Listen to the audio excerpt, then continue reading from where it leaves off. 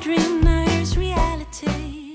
All right, guys, welcome to episode 12. We're talking all things gut health. I am so excited about this episode, and acne kind of coincide. We'll find out later. Maybe they don't. I don't really know anything about these topics. I feel like everything we've talked about, I've experienced in some shape or form. I've indirectly experienced gut things, but I don't know a whole lot about it. So I'm like really excited. You're going to educate me immensely. So I want to introduce everybody. We have Dr. Weston, who I missed last episode, back in business. I'm loving it. She's our double board certified doctor in family medicine and sports medicine, and our functional medicine director. And we have Colleen. She is a registered dietitian for the last 16 years, and she joined our team a while ago. And we're so happy to have her and transforming lives all the time. And I know personally a lot of people that you've helped, so I'm excited to get to that. And Nikki, she is our medical esthetician with 10 years experience and is a skin guru. We're going to talk and focus on acne today, but that she does a million other things. So I'm excited to get into that. I love her facials are amazing. Everything she does for me is amazing. So I'm excited to talk about everything. We're going to start with kind of gut, because I think that will like bode into the whole acne thing going on, because they coincide. And obviously everyone is part of this conversation. So it's not me just talking to Colleen about this, because I know we have our own experience. But I always like to start with Colleen. How did you get into wanting to be a dietitian? Let's just start there. Yeah. What made you want to do that? Okay. So layers to the story, of course. And this could be a really long story, so I'll kind of cliff note it. Always kind of into sports, which kind of led me to nutrition. So that's kind of what led me to the dietitian role. I started in clinical. So I was working in the hospital setting for about a year and a half. And then I moved to Montreal. I was there for 11 years. And while I was there, started dealing with some health issues. And I feel like that's what happens with most practitioners in the functional medicine space. They have some type of personal story with it. So diagnosed with Hashimoto's, I started Synthroid, and actually, that was fine for me. I really had no symptoms. Taking the Synthroid was fine. I didn't feel any negative side effects, but then I was diagnosed with rheumatoid arthritis.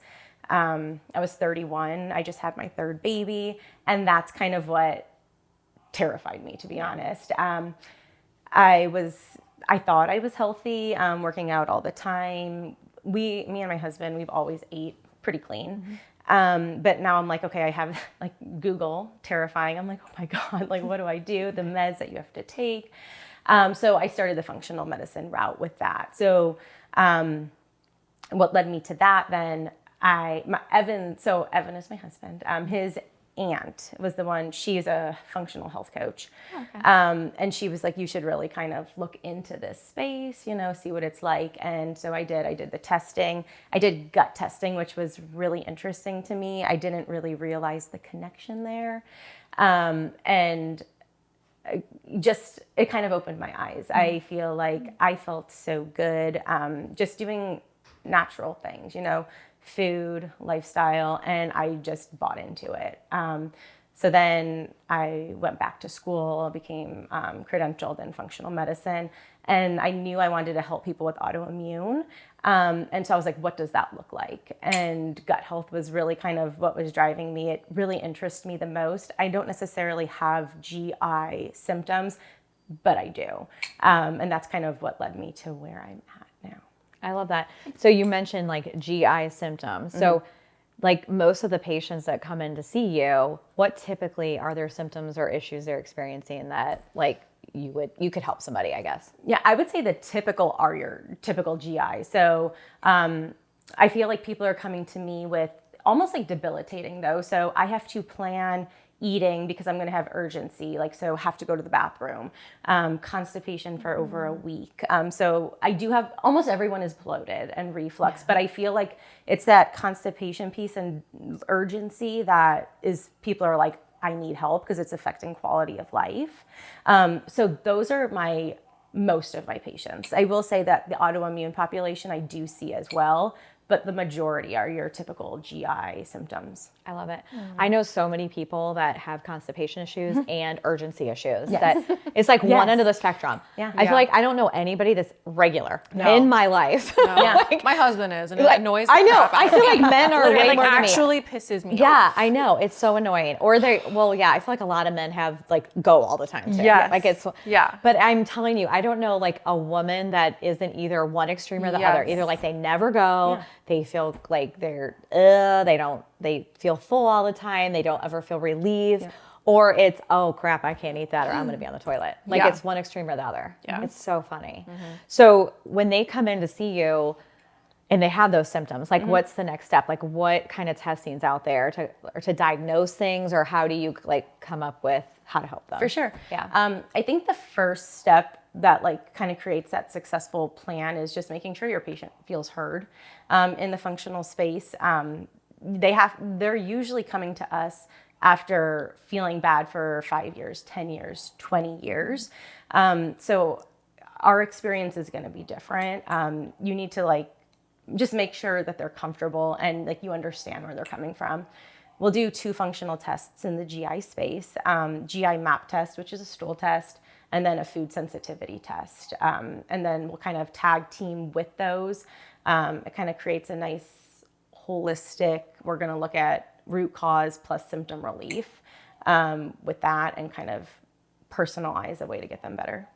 Like when you say GI map, my head always goes to, I've never done one. I need to, and I need to come and see you because it's one area of functional that I haven't explored. That's Dr. Weston can attest. I've done every crazy thing out there. But it's funny, I'm starting to have more GI issues, probably because I'm getting older, and I think that's kind of normal being like perimenopausal. But I know people in my loved ones who I have supported during a GI map test. And I will never look at a little container of French fries again the same way. It's gross. It's gross. You literally poop in a little like French fry container you get at the fair, essentially. And then you have to dig around in it and put in a little thing and mix it up.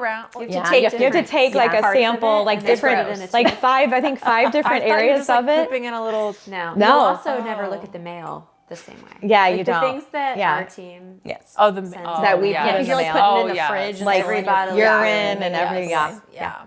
Wow. No, you take little areas of it and then you stick it in, and it has to get up to a line. Hold on. So much, and then you shake it up in a bottle. Like it matters what part of the. You want to just get want all. different. Yeah, like different areas of the Why poop. does that matter? Just in case you got just to get a fair representation of the whole. Like stool. It's crazy. super fun. I need to do it too. I've been super putting it fun. off for a long time. I love it. But the food sensitivity is kind of cool. It's just a little like stick, and then it's a little blood. Yeah. The one thing I want to circle back on, because I want to touch on this, because you have a lot of experience in functional. You've been with us how long? Like a year and a half. Okay. So what do you love about our practice compared to like what you've done in the past? Like how are we different, or like what do you? So before this, I was on my own. Yeah. So I feel like I love the team approach. Our team is amazing. We do rounds every week. So I feel like if you have a tough patient, you have 3 other sets of eyes looking at that and kind of giving other insight. What am I missing? Because sometimes you're just so far in it, you just might not see it. Yeah. So having that collaboration is amazing. And I feel like your best results patients are the ones who, kind of have that. Right. You have multiple providers, even if you're only seeing one of us. I love it. What is, I guess, what are people doing? Asking for a friend, me. Like, what are people, like, what's the biggest mistake people are making, you think, with gut health in general? Well, no, let me start here, because I think this is like the framework for this whole conversation, essentially. I get this all the time because I have a gluten sensitivity. And so do my kids. And it's not as acute for me as it is for my kids, but I just kind of follow it as much as I can.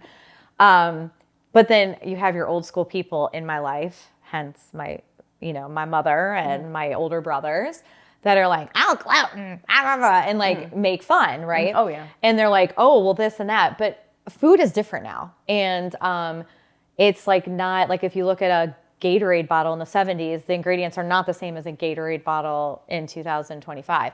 So what impact has that had on society? And like, do you think it's like a reason that all these gut issues occur because nobody had food sensitivities when I was younger. We didn't have peanut allergies. We didn't have gluten allergies. We didn't have dairy allergies.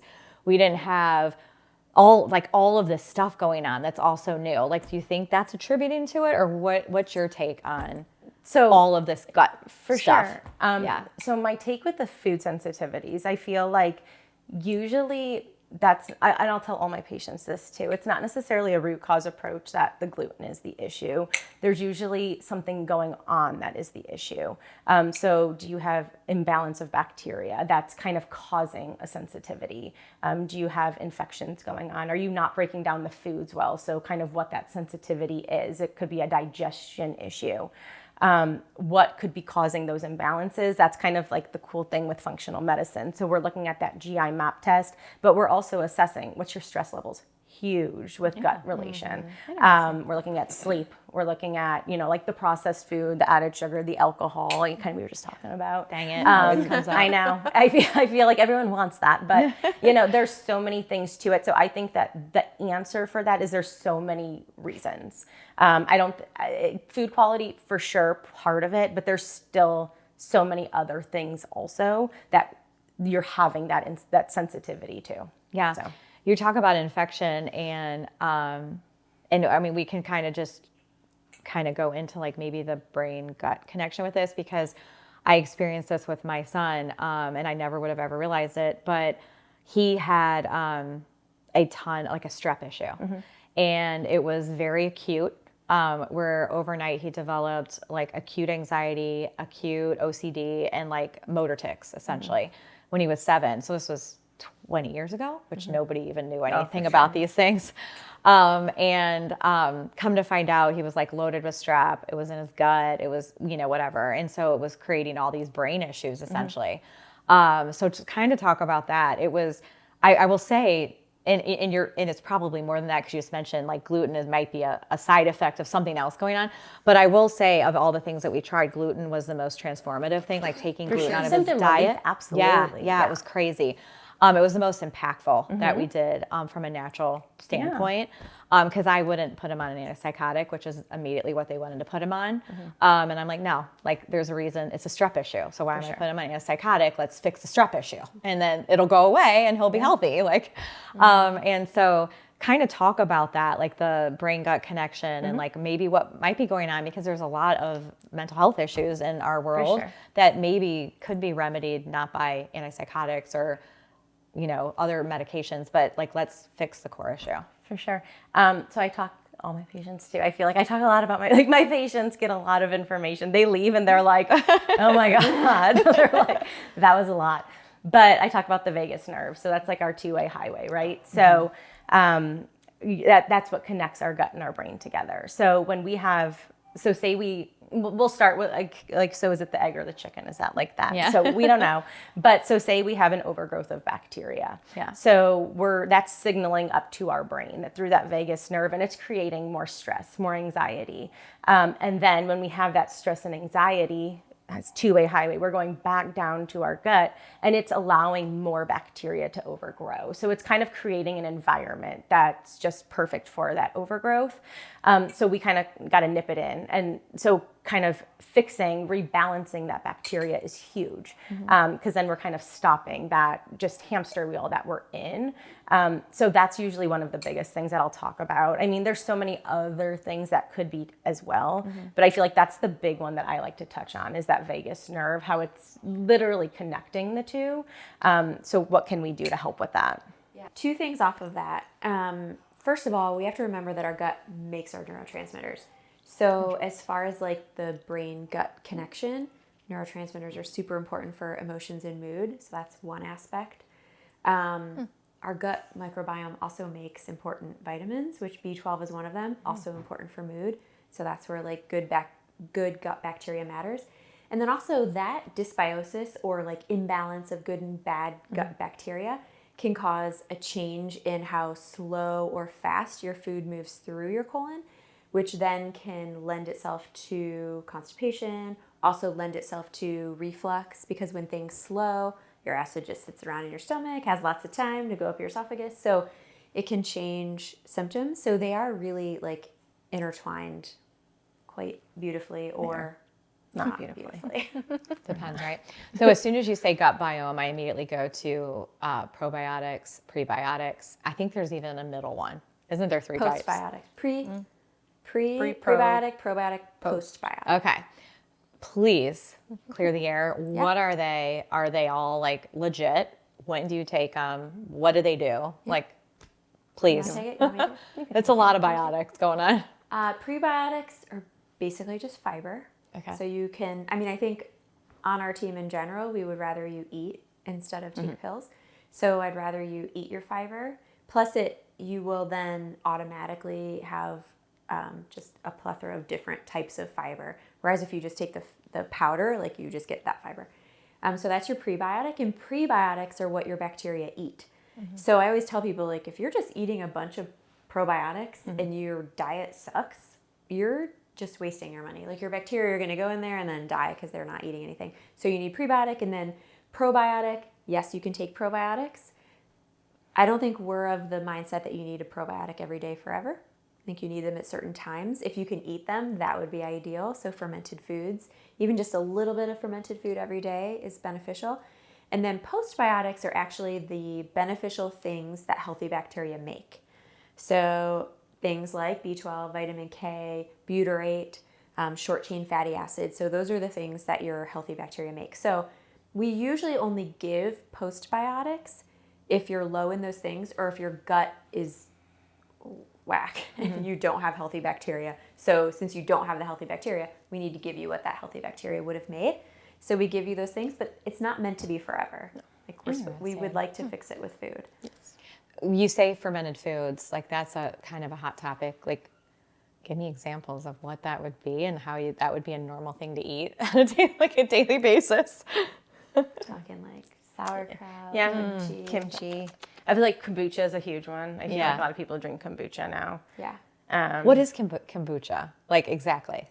Like, I mean, it's bacteria. So my brother-in-law makes. Does he make? Okay. He has a SCOBY. It's literally like a jellyfish looking. Oh God. It's a gooey bacteria thing. interesting. But good bacteria. Good bacteria. But I don't need to see it. Yeah, no. Happy Like to the drink. liquid. Just the drink. Just put it in the tap and I'm good. I don't need to see Speaking of good bacteria, it was interesting, totally side topic, but I would never have thought of this. When Nick, my son, was like going through his issues and with strep, we had to like find yogurt that didn't have strep bacteria in it, even though it was good strep bacteria, because his body would react to it. It was crazy to think about it, because there are good and bad bacteria. Yeah, that's like the issue with people is taking random probiotics. Yeah. Like, you don't know what's overgrown. So if you're just, I feel like that's usually one of the first things if someone's like not feeling well. Yeah. Like, I'm going to take a probiotic. Well, if you're like overgrown in what you're taking, you're going to feel much so worse. interesting. So you really need do you need a GI map to figure that out? I mean, that's the best functional Okay. test you can do, I feel like, to get it. I love that. Like partial, but yes. Do like, okay, so I feel like there's a sensitivity world going on, but if you were to like speak from a dietitian standpoint, or Dr. Weston, or you even like Nikki, like your experience with yourself, do you feel like there's more sensitivity to gluten or to dairy typically? Because I feel like those are the two big ones. They are the big ones. I feel like that's like a coin toss, to be honest. But I So it's also feel like 50-50. it's so personalized. Okay. Like, I do feel like that's the difference between intolerance yes. and sensitivity. Interesting. So a lot of people are intolerant to dairy. To dairy. Interesting. Because we don't have the enzyme. Like 70% of the population or something doesn't What do you have mean the that enzyme. we don't have the enzyme? What does that mean? So you can have an allergy, Okay. a sensitivity, or an intolerance. Okay. So an allergy is like the movie Hitch, where you, like you need an EpiPen, your lips are huge, you have peanuts, like it's immediate. Yeah. So that's an allergy. And then you have a sensitivity, which is an IgG reaction. So it's a different part of the immune system, like a different pathway. And the reason it's so hard to figure out those foods is because it's additive. So if you're sensitive, say, to dairy, and you eat it on Monday, you might eat it Tuesday, you don't Wednesday, you might have it Friday and have a reaction Saturday.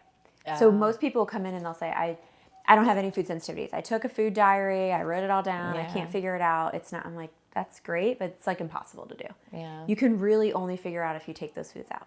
Interesting. So that's a sensitivity. And then an intolerance is where you don't have the enzyme needed to digest it. Okay. So usually what I'll do is if we take dairy out, Okay. and we take it out for 21 days, which we can talk why 21 days. We take it out for 21 days. We reintroduce it back in. If they have a reaction to it, take it back out. And then we will give them the enzyme needed to break down that dairy before they eat it. And if they don't have a reaction, it's an intolerance.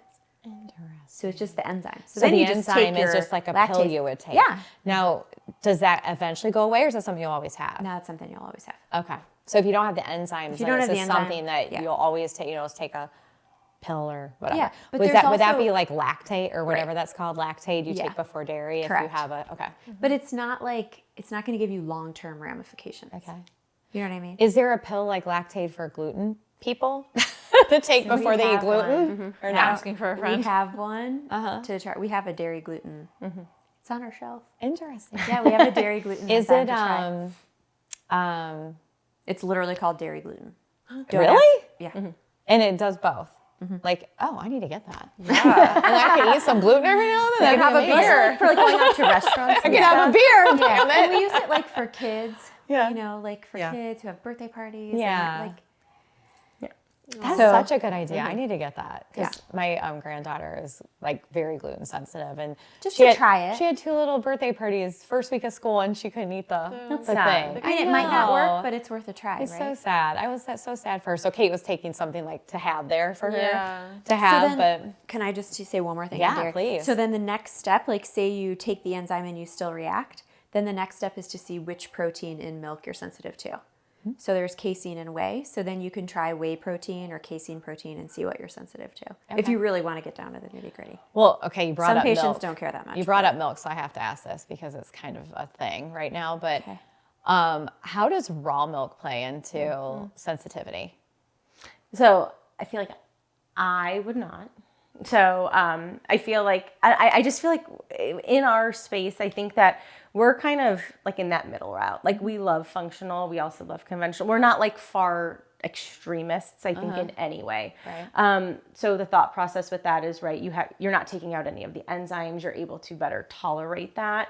So in theory, that's great. I think if you can find a reputable person or farmer, I guess, then that's fine.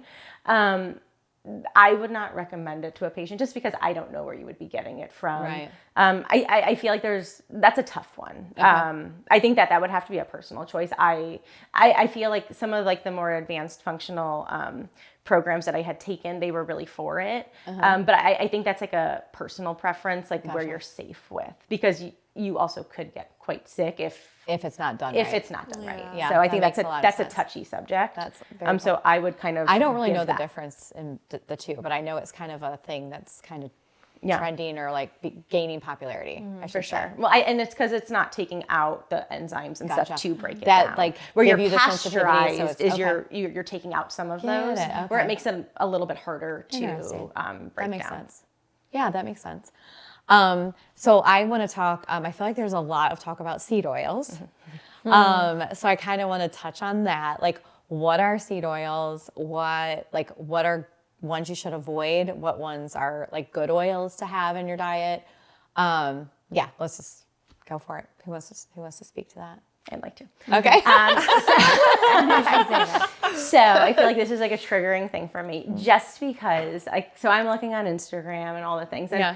so I feel like the dietitian, I feel like, so I think a dietitian should not be like just these blanket statements. Yeah. So I feel like I follow conventional dietitians, I follow functional dietitians.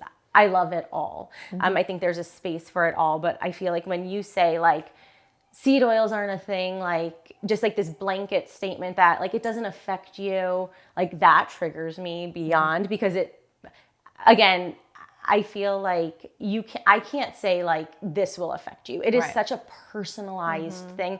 Everything we talk about, it might work for you, it might not work for you. Right. Me personally, like so I have that autoimmune picture. I am very sensitive, and it probably depends if I'm in a flare, if I'm not in a flare. I am in a flare right now, and I eat like so clean, like, and so what does that mean for me? Like, I'm not eating dairy, I'm not eating gluten, because they are a little bit more inflammatory. I will feel that. Seed oils also, I feel it. So, I feel like I had a dip, and I was like, I looked at it and I told my husband, I'm like, oh, I shouldn't eat this. I was like, do you see this? Like, I don't know. I don't know if it was like sunflower or safflower or something. And I was like, I shouldn't, but I'm like, I think it'll be fine. And I had like 2 days, I could not move my shoulder. So then when I see comments like that, I'm like, it's just such, I don't want to say an ignorant thing, because I don't want to be offensive, but I feel like you can't just give a blanket statement like that. It's irresponsible. It's just, If you're credentialed, it's irresponsible. I agree. And I think it's a lot of people who don't see patients. Yeah. Anyone who sees patients would not give a blanket statement. If you give a blanket statement, I will bet money that you do not see patients. You're just out there giving I your agree, advice. because it's so, everybody's so unique. because I mean, there probably are a ton of people who are fine with that, and that is true too. But it's just to say like seed oils aren't a thing, like it does upset me. So what are seed oils? It's like those omega 6s. You want that balance between your omega 3 and omega 6, and I'm confident like my omega 3 intake is higher. But again, like I feel like, what does your like past medical, what conditions are you dealing with that do trigger that? I do want to mention that's a number you can check. Like in your conventional medicine labs, omega 6-3 ratio is a number you can ask your PCP to check. I did it all the time as a PCP in a big hospital organization. And so we know that generations ago, we were closer to like 1-to-1, 2-to-1, 6-to-3 ratio. Now, as a nation, we're closer to like 16 to 20-to-1. So, and it's not that all omega 6s are bad, because they're not. There are plenty of foods that have healthy omega, like walnuts have omega 6s. It's always a balance, but most processed foods are higher omega 6. And most of us, especially if you live in Central Ohio, your fish intake's a little lower than other people on the coast. So we need more omega 3s and less omega 6. And it's basically, so omega 6s are more pro-inflammatory, so they create inflammation in general, and omega 3s are anti-inflammatory. So it's important for pain, it's important for autoimmune. There's tons of research around it, like asthma's better with 5-to-1, rheumatoid's better with 4-to-1. Like there's a lot of actual conventional research on omega 6-3 ratios. So that's something, if you're listening, like you can ask your provider for. Insurance covers it all the time. Like if you just have a diagnosis of hyperlipidemia or autoimmune disease or family history of heart issues, you can get an omega index. Interesting. So what are like, is there like an oil, like you would just be like, if just avoid it as much as you can? Like, is there like a really bad one? Yep. And like, what are the good ones that you should like seek out or use? So that's like what I always try to like, what do we want to add in? That's like one of the biggest things too. So I feel like we're looking at your avocado oil, your olive oil, coconut oil. Those are like your 3 that like, those are, I feel that's kind of it. You know, that's kind of really where we're focused, where we want, they have benefits for our body. They can use food as medicine with that. Like you're getting anti-inflammatory properties with these. You're getting good healthy fats with these. The ones that we want to limit, and again, maybe not everyone, no blanket statements here, but like your canola, safflower, sunflower, vegetable oil. Yeah. So those are the ones that we kind of want to avoid. Gotcha. This is another, I just want a little, Colleen's on my team, so I just want to give props. So she's really good at talking with patients about not restricting, and more so like, what do we want to add in? Yeah. You know, like meeting instead them of where they're at. Yeah, like instead of saying you can't have this, you can't have this, you can't have this, let's try to add in X, Y, and Z, and then by default, other foods will get decreased. So thank you for doing that. Round of applause. So I want to ask this because I always, and I'm just asking from you, you're not going to know as a dietitian or like any of your roles, like medical speak, just as like moms and people that cook in general or bake, because I love to bake. And obviously canola, vegetable oil are like in every baking recipe. And I feel like avocado, coconut, and olive oil. What is the best like substitute vegetable oil for like a baking recipe? It doesn't change the taste. I think avocado. Okay.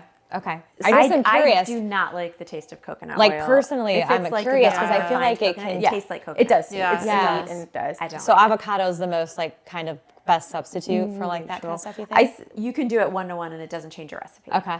As far as like banana bread, zucchini bread. Yeah. Because I always see that and I'm my like, I opinion. don't want it to taste Or different. you can do applesauce if you want. Oh, Yeah. in Applesauce. place of oil? Like Yeah. better, yeah. Unsweetened applesauce? Really? Oh yeah, 1-to-1. Like if you have I know none of us are making boxed brownies or anything. Say you Never. were. I know. Say you did. But gluten free. And it's like, and it's a quarter cup of oil. You can just do a quarter cup of unsweetened applesauce. Really? Yeah. Oh my there's gosh, tons I'm of gonna try substitutes this. for that. Oh yeah.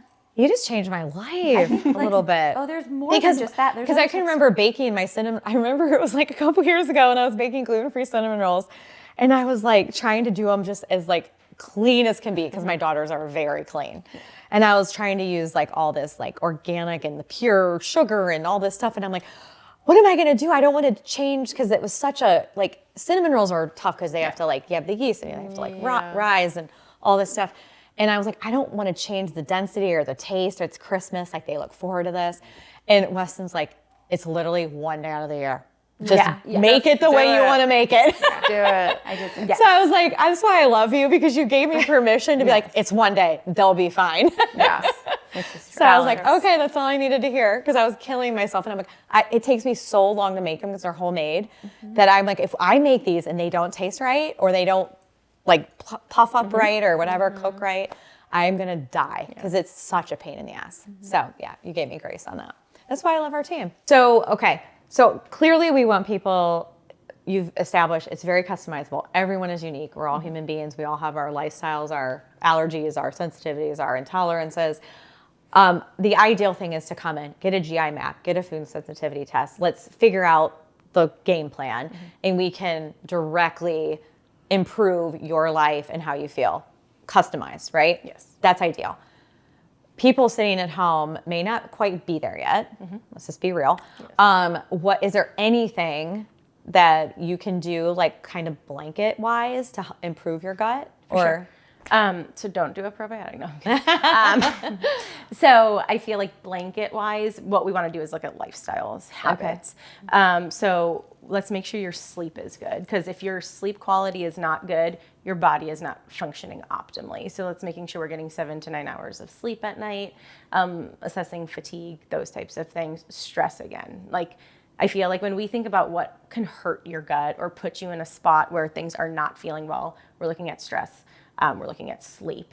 So what I often say, if we could get rid of some of our stressors, that would be ideal. Most of us cannot. So then what do we do? Because again, we want it to be pretty realistic. So maybe we're waking up a little bit earlier and just having like 5 minutes where you can, you know, do like a calm app or do some breath work or throughout the day making a minute for yourself. So again, really attainable goals, but what can we do stress-wise? Because that's huge.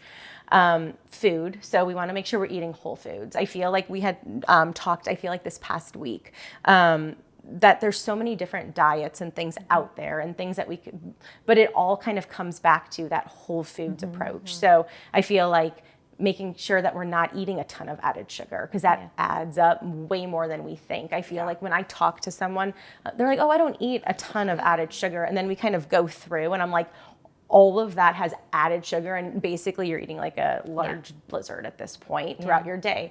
So look at nutrition labels. If we can avoid a nutrition label, again, everyone's busy, those types of things, but what can you do? So whole foods, really focusing on fruits, veggies, good quality protein, complex carbs, fiber. So those are the things that we really, what can hurt your gut, work on those things. Trying to limit your alcohol, it's not helpful. So if we're not testing, these are the things that we kind of want to be doing right now. And a lot of times you're going to start to feel better. Yeah. My one supplement, well, I would say that there's two maybe that I feel like are pretty easy, safe to take without testing. And I would say L-glutamine. So your gut lining probably sucks. Like, I mean, so I feel like that's going to kind of help. And there's not other things added into it. It's a very single ingredient. Is that an amino acid? An amino acid, Okay. yeah. So I feel like that can help. It's not going to hurt you to take that. So trying that.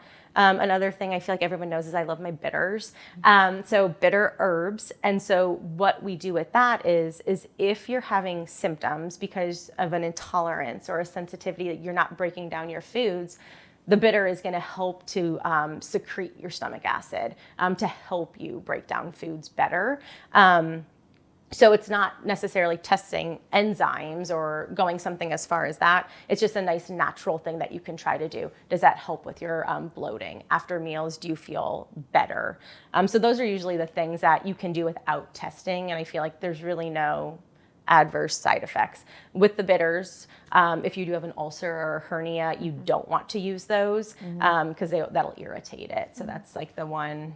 So you usually take those before meals. Before meals, about 10 to 15 minutes before. You can also just eat foods that help. Bitter foods, absolutely. So apple cider vinegar is a huge one, and I feel like that's kind of one of those bitter foods. So some people are like, yeah, someone said to drink a little bit before a meal, and that's kind of what that's doing.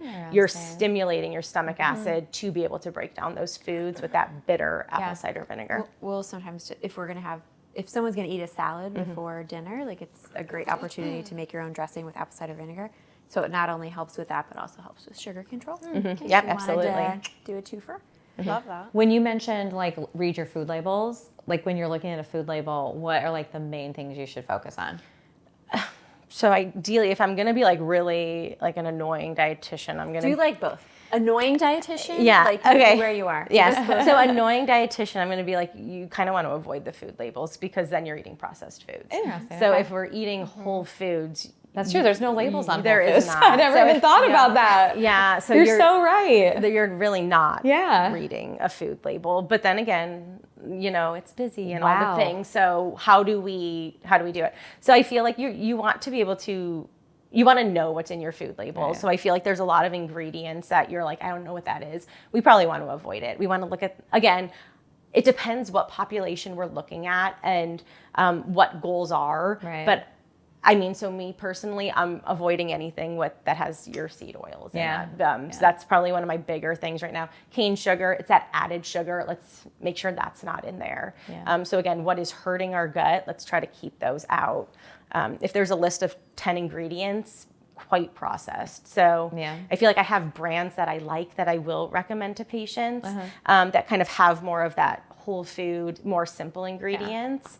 But that's kind of what I would say. And I love that about us. From skin to functional, just umbrella to GI, we literally have so many resources for our patients. It's incredible. Like, it's crazy. Yep. And I love that about us because we're always like educating them and empowering them, and that's really cool.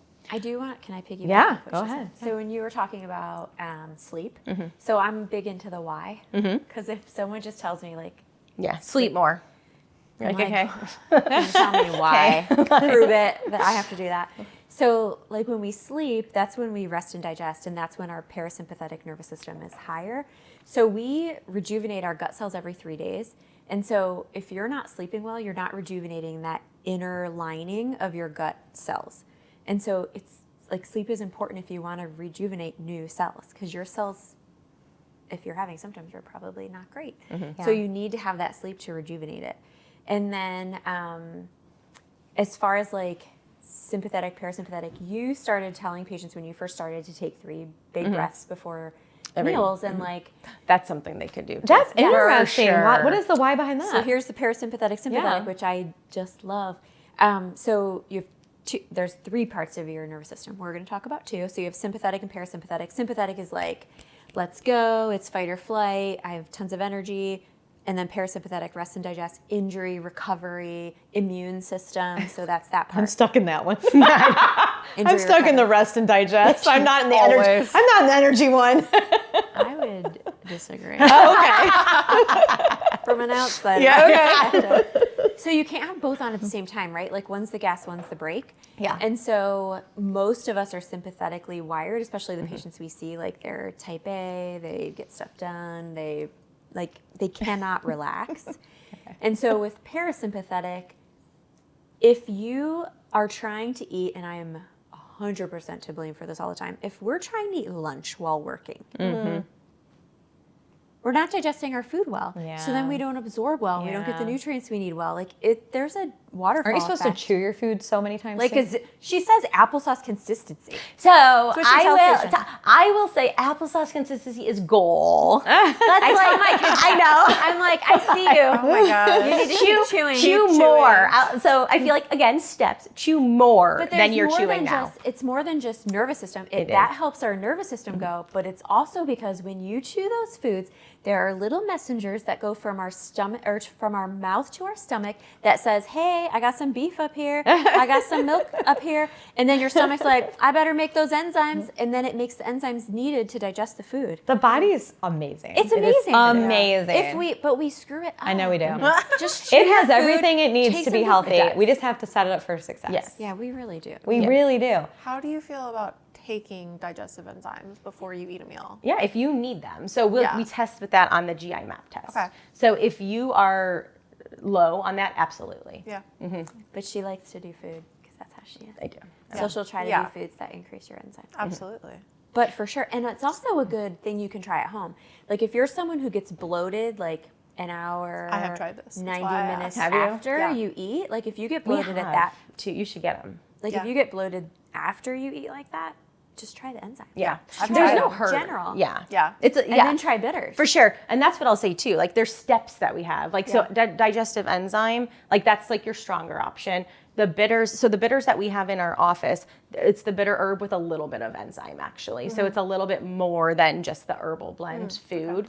So there's steps you can take. So like do a week of one, do a week of one. Do you notice a difference? That's like usually what I'll tell people too. And do it every meal. Yes. Some people Yes. do it. We Yes. all do it half. Like I only did it for like dinner. Yeah. Yeah. Because that's when you usually my remember. base meal, which it shouldn't be, but no, it's fine. I mean, it's your judgment. But like, we need to do it to answer a question, which is what I tell patients. I'm like, this isn't forever, but I need you to really rock it out for 2 weeks. I need you to do it every meal to answer the question. And then we can figure out what's sustainable. But let's at least figure out if we're on the right track. I have to circle back because I don't know if you answered it and I missed it. It could be the wine, but I don't know if you clearly did because it's something I could 100% do. Taking the 3 breaths before you eat. What is the why behind that? Why do you do Turn that? on your parasympathetic nervous And what does system. that do though? Like how does that help your It's digestion? your rest or- and digest. Okay. Okay. So it's like That how turns your on body your rest and works. digest. Got it. So, Okay. so I gave a talk today, and I talked about. Okay. I'm just gonna go through my spiel because I'm Okay. so excited about it. So, okay, when I think about sympathetic and parasympathetic, and we're thinking about how to measure it, parasympathetic tone we measure with heart rate variability usually, or sympathetic tone we measure with heart rate variability. So, if you think about heart rate variability, I'm going to define it. Most of us think that our heart rate is like ba-bum, ba-bum, ba-bum, and there's like an equal 1 second between each heartbeat, but that's not actually what happens. It's not always a second. And so we can best measure this while we sleep because our heart rate is slower, so we have longer time between. The best example of this are babies. So if you have access to a baby and you can put your ear against their chest and you listen to their heartbeat. I remember the first time I was ever on a pediatric rotation, I listened to the baby's heart rate. I think I was in pediatric cardiology. And it was like, ba-bum, ba-bum, ba-bum, ba-bum, ba-bum, ba-bum, ba-bum, ba-bum. And I was like, he has an arrhythmia. Yeah. Something is wrong. we need an EKG stat. This is why we don't allow residents to do anything.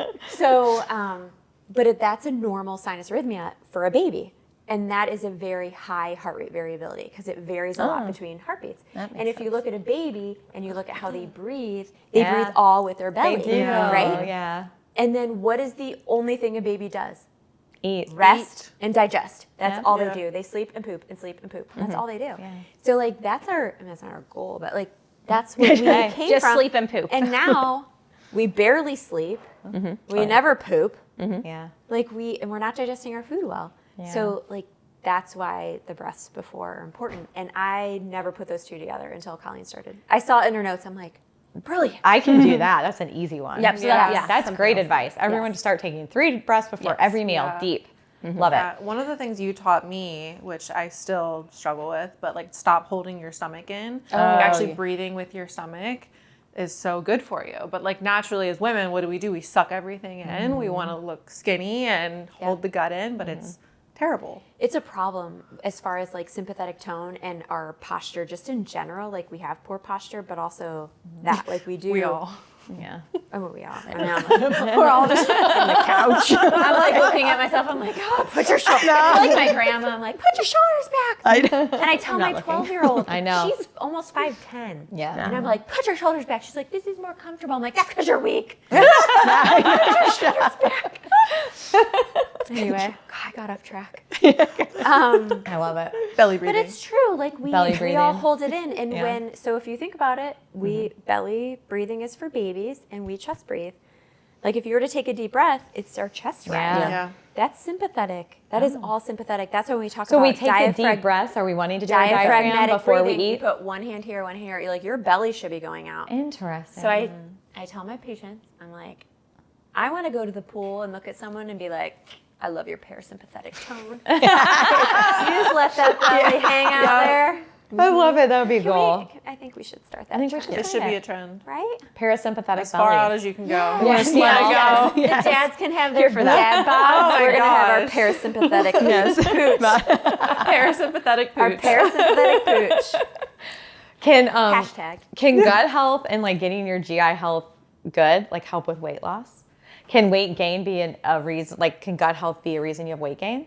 For sure. So inflammation is Okay, probably one so of the just- biggest things. So when we're looking at bacteria, if you have overgrown bacteria that's causing inflammation, that could be a huge root cause to why we're having weight loss resistance. So I love talking about the study about mice. You've probably all heard me talk about it. So they had mice and they took the poop from a larger mouse and put it in the smaller mouse, and the smaller mouse got bigger and vice versa. So our stool matters, like that bacteria matters. And one of the things I found super interesting, if you eat, so we all talk about calorie in, calorie out, but we don't talk about our calorie absorbed. So if you have food and you couple that with fiber, your bacteria are going to eat that food and you will actually absorb less calories. Oh, I mean, that's pretty amazing. That's crazy. yeah. So we need to add fiber to our meals. Like everyone's like fiber, but no one tells people why. Yep. Like every woman's like, I need 30 grams of fiber, but no one tells. Is that the goal? 30 grams a day? Yeah. But if you go 30, 35, but if you go from like 10 to 30, you literally won't poop. Oh, Yes. so ease into For it. days. That happened to me. You need to go slow. Yeah. You went crazy on fiber? Yeah. You gotta go slow. And it was not good. a lot I of already water. suffer from constipation. Yeah. And so I was like, okay, I'll try and increase my fiber. And I was in pain. This is not working. It's not a good thing. Yeah. That's not fun. So like if somebody would come to see you in the office, because I know we have like our typical year-long annual plans where we kind of do like this whole like assessment of you, whatever your ailments are, whether it's gut, hormone, whatever, you name it, we can address it. But I know we offer something specifically for you, and then you're also part of the GI journey on the annual plans as well. But like, what does that journey, like your journey specifically look like if somebody's coming to you for a gut health issue? So we'll see each other 5 times. So it's usually about 5 months of working together. That first appointment is, again, really kind of getting that backstory, making sure they feel heard. I think that's huge with, again, seeing those results. So we'll kind of just go do a huge intake. So I want to know from morning till night, what are you eating? What are stress levels like? What is sleep like? Because these are the things that we want to work on in addition to what we find in the testing. So we'll be looking at all of those things. I will do a review of systems like we do with the annual, because I do want to make sure we're not missing something. If I see something that's kind of like red flags, I probably would recommend, okay, it would make sense. Like, glad we're here, but we probably should do more. We might be missing something. And then we'll give the GI map test and the food sensitivity test that first appointment. Then about a month later, because it usually takes about, after you give the sample, it takes about a month to get those results back. So we'll meet again and go over those results. So kind of checking in, we'll talk about, so the digestion basics is like those belly breaths. the chewing, the foods, like that's first appointment. So you have about a month to kind of get those things in place. And then we'll kind of say, how are those things going? And then go over your results. Kind of come up with that personalized plan. I usually do have phases. Usually, I've never seen like a good GI map test. I mean, everyone has stuff going on. Yeah. So we'll do phases as far as how are we going to rebalance. And then we're going to meet 3 more times, all about a month apart. And those are going to be your check-ins. Because in the functional journey, we would love for it to just be so easy. And, you know, you start to take the things and you're feeling amazing and you're like, this is the best thing ever. And some people will have that. But then there's some that are like, you know, I'm not feeling well, or I'm struggling with getting my food in, or stress is terrible. Like, so I'm walking you through it. So we're going to meet monthly. And I'll kind of change things that's needed and kind of go from there. The last appointment that we do, checking in, but then also talking about long term. So usually at that point, people are feeling pretty good, which is really exciting. But then how do we kind of keep things this way? That's huge. Like, so we don't want you to just to feel good and then, you know, good luck. See you like in 6 months. We want you to continue to feel well. So then what do we do now that things are balanced, working on things to keep things balanced? So that's kind of what it looks like. I have created a bunch of videos. So those are for the patients as well. Over everything possibly with gut health. So lifestyle, mindset, food, detox pathways, drainage pathways, you know, everything. I tried to put everything I know in those for people, because I do think those are helpful, as well as in between questions come up. Hopefully that's giving them answers if they can't come in right away or something like that. And then those are for them. So I laugh so hard when you're like, you know, there's like we don't get a GI map test that something isn't wrong. And I laugh all the time at patients that are like, well, what if I come in and see you and I signed up for this year-long plan and like everything's great? And I'm like, not gonna happen. no, yeah. They don't Not feel gonna well usually. happen. Yeah. Like, you're here for a reason. Yeah. Not I've gonna happen. never like said, oh, you're good. Yeah, I've never said that. It's hilarious. So the GI map, like, what does it specifically test for? Yep. So we're looking at infections. I feel like H. pylori is one of it's a stomach infection that a lot of people hear about. So we do check for that. We look at good bacteria. We look at your bad bacteria. It's important to have a good amount of good bacteria. We want to make sure that your bad bacteria isn't overgrown. We look at candida, parasites, worms. We look at how you're breaking down your foods. So fat digestion, we're looking at your enzyme level. We're looking at a gluten reaction, actually. So that's the one that the GI map test will check, is gluten. We look at your gut immune system. So that's huge with kind of your overall health as well.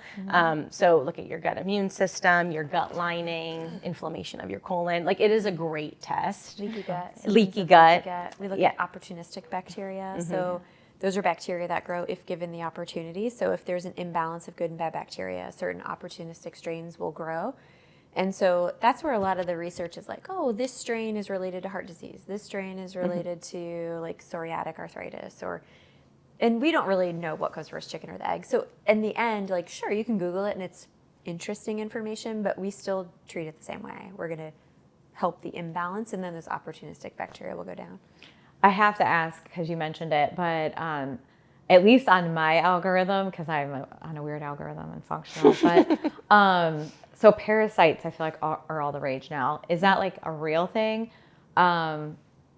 And I guess just talk about it. Yeah. I don't know what to ask. So we do like a ton of GI maps, and I Yeah. feel like we do look at parasites and worms, and they're very rarely coming up. I feel like I think like social media has blown it up more than it probably is.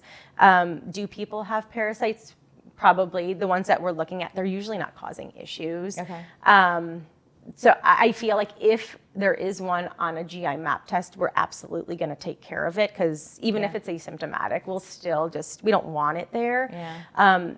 I've never like recommended someone to do like a parasite cleanse just randomly because you're not feeling well. I'm more of the like lifestyle, the things that I had kind of already talked about. Will it hurt you? I don't know. Depends on the parasite cleanse. Yeah, I was like, I'm not. I want to do one. I do too. I feel like everyone million wants percent I to, wanna do. but Yeah. What is a parasite cleanse? Well, it's like 3 things typically seen in so it. many It's different rates. oh my gosh, it's there's 3 things. It's like some root. It's like 3 natural things Yeah. I can't think of the name, of course. You're supposed to poop out all these worms. And It you makes do me it, so but you have to have a satisfying. binder because you have to have a binder to grab them to get them out of your Yeah. system. I would like to do one just because I've always had dogs, and they say if you have dogs, it's not a Yeah. bad thing to do. And then they sleep with me, which they Yep. say you shouldn't do. Yep. I have to know too about fasting because I know you mentioned it takes 36 hours to reset the gut or whatever you mentioned. Is fasting good? If so, in what circumstance? Like, I know, like, I've heard so much, like, you have to do a 3-day fast to reset your gut, but then if you go back to your same ways, what's the point? You're just going to get all the same stuff back. I think you're the one that explained that to me. But, like, is intermittent fasting good? Is there anything that's good for the gut in regards to that? For the gut specifically, I like a 12 to 13 hour fast Okay. because so again, very personalized. So we're looking at that answer could change. I think a with 12-hour fast is a blanket statement. True, but Unless you're dropping sugar or something weird in the middle of the Yes. night, a 12-hour fast isn't really a fast. Yeah, that it's is just like 7 to healthy 7. eating. That's what Yeah. we should be doing. We just eat too Don't much. eat late at Yes. night. Yeah. We So, like, eat too much, too often. yeah. So essentially, if you know when you're waking up and eating breakfast, make sure you're stopping eating For like sure. 12 hours before that. Yeah, because if you think about it, if your gut cells are constantly having to work, when do they rejuvenate? Yeah. They're constantly Yeah. digesting what That's you very put true. So it's a in. nice, Yeah. easy Yeah. this is a 6 to 6. Like, so you're stopping after dinner, and then if you're waking up, like, that's a fair, easy thing to try. Again, if something arises or there's other goals, we might change that, but it's a nice, easy. I have to mention this just because she's been in my life my whole life as my niece, like a personal story that she has struggled so much, and she's in college, Division I athlete. He works hard, works out, like always has struggled with gut issues, inflammation, everything. And she came to see you, and I'm not kidding you, you rule the world. You have completely transformed her life, transformed her basketball game, transformed the way she looks, transformed her energy, transformed her just gut health in general, her bloating, just how she feels. And I've seen her, and she just like radiates. It's crazy. Now she is the perfect patient. She is the perfect Kudos to patient. Cassidy. Yes. I'm not kidding you. You Yes, tell her to she do is. something, she is like bought in, hook, line, sinker, does not deviate at all, doesn't drink. She's in college, doesn't drink, doesn't like do anything that she's not supposed to do. So kudos to her. But it has really changed her life. Yeah. So I know a lot of people are super affected by it, and there are answers, and everybody should like do the right thing, come and get a GI map, because like you said, none of them are ever perfect. They're not. There's I always need something one. going I'm on. committing. I'm getting one. I need to do it, and I need a colonoscopy. We talked about that. I know I'll get it. But circling back to life changing, we're gonna get into Nikki. So I know like. I want to talk about acne because I know that's huge. People are hugely affected by that. Yeah. But I know there's other things. So like, what do you see the gut connection to like skin issues like that you've witnessed or you feel? I mean, it's everything. Everything is linked to our gut. Everything that we consume comes back out one way or another, whether it comes out through our skin, orifices, it's coming out. Orifices. And so, I mean, the way that we digest our food, we are absorbing it, we're using it for fuel, for energy, but it can also be toxic. So if we are taking in certain foods, and if our GI, system just isn't working effectively and efficiently, it's going to come out in our skin. So like eczema, rashes, I mean, the list goes on acne, facial acne, body acne, the way we smell, it all comes out just from our gut. The keto smells real. It is. Keto smells real. Is. Yeah. So I mean, everything's linked to the gut. Well, and I know like just like with I always call you Weston, Dr. Weston and Colleen, you have seen equal success in like transforming lives. I feel, because I've seen people that you've treated. Yeah. Acne is such a sensitive subject, and is. so like just causes such insecurity and just life-changing and what you can do to help people. And you have like this whole amazing protocol and have seen great success with it. So tell me a little bit about it. Yeah. So I absolutely love our acne boot camp that we do. I felt like whenever I first started, that was one thing that we really lacked in our practice, was a way to effectively treat acne. I had so many patients coming in that, I would say, well, we can do this, and I can put you on these few products, but I never really saw drastic improvement. And so I was like, okay, we need something that is going to actually there's no cure for acne. There's not. It's a condition of your skin. There's a lot of factors that go into it. There's no cure, but we can manage it. We can definitely get it under control. So we needed something like that. So I was really passionate about bringing that on. So now we do the boot camp. I love it so much. It is roughly about a 12-week program. But after the initial boot camp, patients typically stay and, get their maintenance treatments and everything. But you start with a consult. So you come in, we talk for about an hour. It's a lot of me talking. I'm a very dry mouth at the end of the hour. But they get a lot of information. We talk about, specifically what their problems are. We go over their diet a little bit. We go over supplementations that they're taking, products they're using, what they've used in the past, what's worked, what hasn't. It's a really deep dive consult. They go home with a lot of information. I always tell them, and I give them a whole packet. I'm like, I'm not going to read everything word for word because we'd be here for 6 hours. It's a lot of information, but it's just a lot of good information to have. So then we get them started on products, and then they come back in for treatments, roughly about 6 treatments every 2 weeks in office. So it's a little bit of a commitment with time, but it's absolutely worth it. So is it kind of customized too, or is it kind of more of a straightforward, or is it kind of based on the products are all customized for Okay. sure. There's different types of acne. There's different types of treatments for those types of acne. So the products are definitely customizable to the person. Now, them coming in every 2 weeks for 6 treatments, that's kind of just general rule of thumb. That's how we do the appointments. But in those appointments, we can do different treatment protocols just depending on what their skin needs. There's different peels. There's different ways to extract.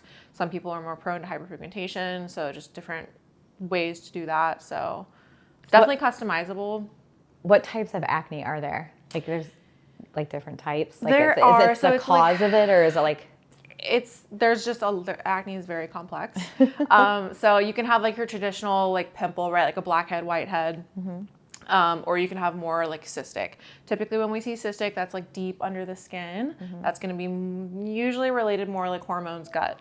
So when we just have when we just have the congestion is what I like to say in the skin that causes the whiteheads and the blackheads, that's really easy to maintain and manage. But when we talk cystic, that's really difficult.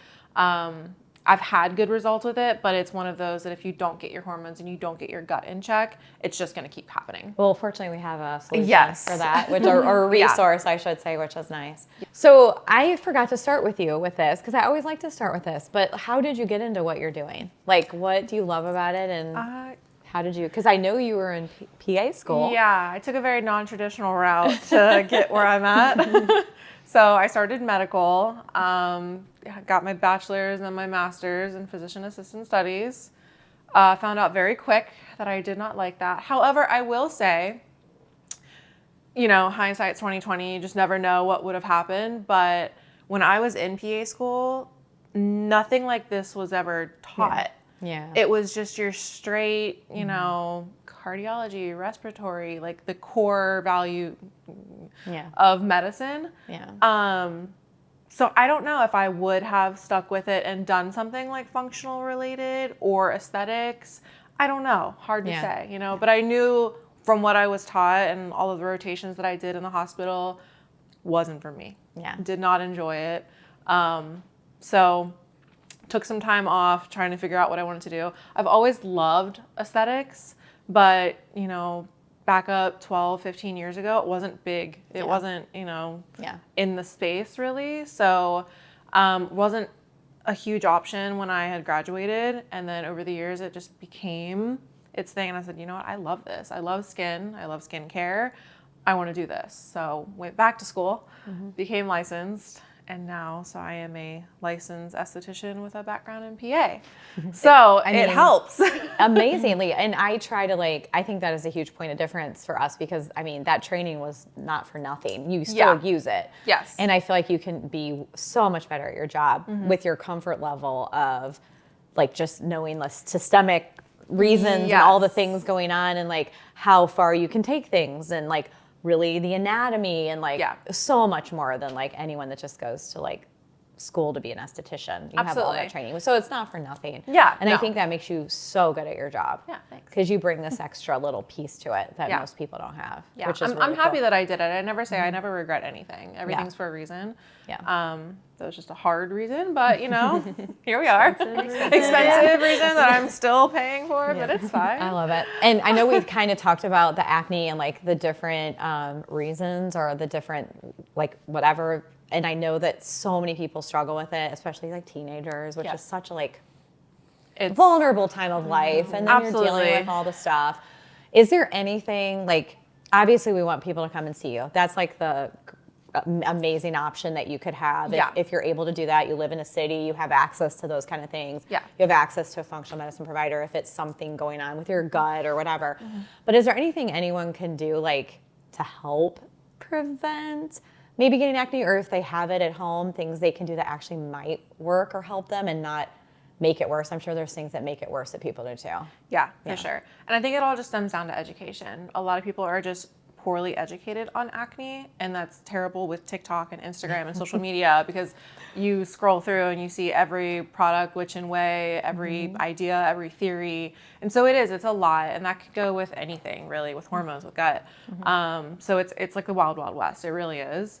But I mean, definitely getting your gut in check, your diet, that'd be a great place to start. I know it's hard as a teenager because I mean, they want to eat all the sugar and drink all the energy drinks, and both of those are like the worst thing that you can do for acne.